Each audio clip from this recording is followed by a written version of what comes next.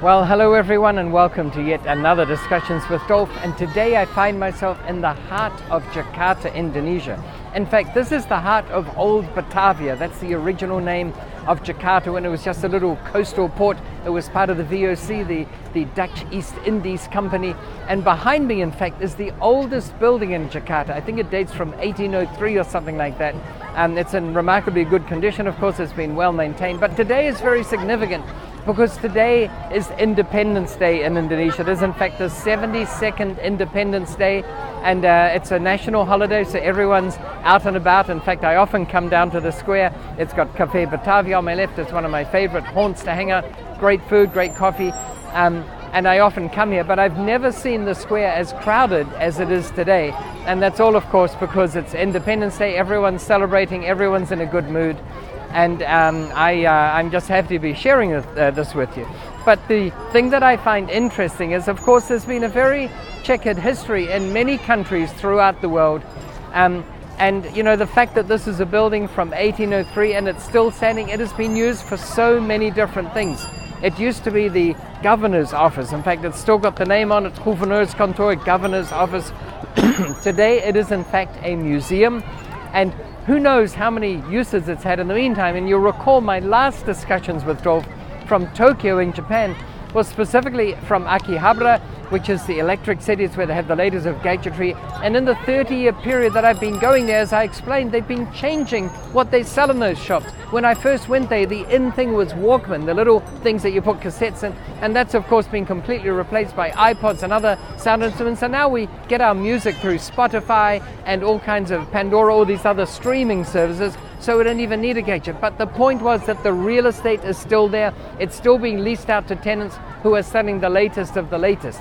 And the same goes here for this building behind me. It's had various uses over the centuries, and it will probably continue to evolve, but I imagine it's considered a historic building now, and they'll probably retain it for centuries to come, even though its uses may vary. And it highlights the value of real estate, that it just stays solidly. Now, if you want to get into a field of making money that is inspirational and it's at the latest of the cutting edge of technology, and you want to deal currently with electric car technology or beaming energy over long distances, whatever it is, then probably investing in real estate is not the spot to be, unless you think you can become a landlord to some of these operations. And part of the deal that you put in the lease is that once a week you have a 1 hour long debrief of what they're working on. I'm being facetious, folks. That's not very practical, right?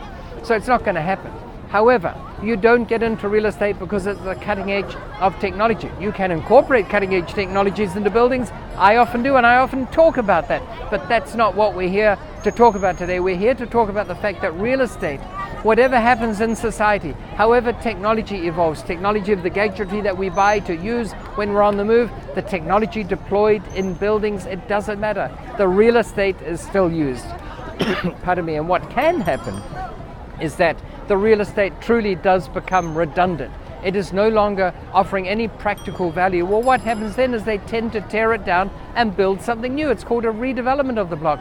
In fact, developers often go around looking for buildings, existing buildings, that they can buy, and often they have to kick out the existing tenants or buy them out or come to some contractual arrangement. They might promise them space in the new building at an advantageous rate or something, but they'll empty that building, tear it down, and then build something new.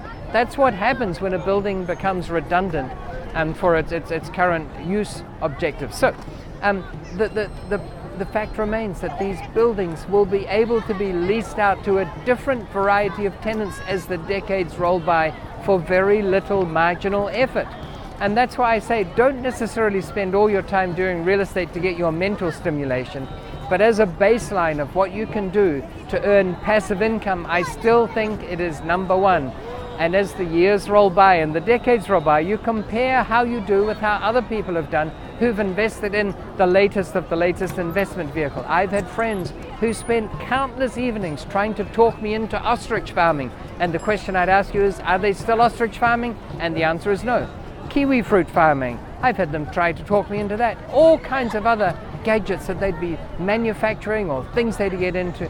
But the one that for me has the longest longevity is investing in real estate, because I'm finding that with very few exceptions, that tends to be leased out over and over again. Now, sometimes the use to which a building is put changes. I've had a funeral parlor that was used as a funeral parlor and it is no longer used as a funeral parlor, but it is still leased out. And I want you to think about that. It means that when the economic usefulness of a building for a particular purpose has come to an end, that doesn't mean that the building has come to an end. You just have to rethink it. And that is, in fact, where you can apply a bit of creativity, because when your competition, other people with vacant space, when they can't think creatively of something they can do with that space, and you can, then you have a natural advantage over everyone else. In fact, it goes beyond that.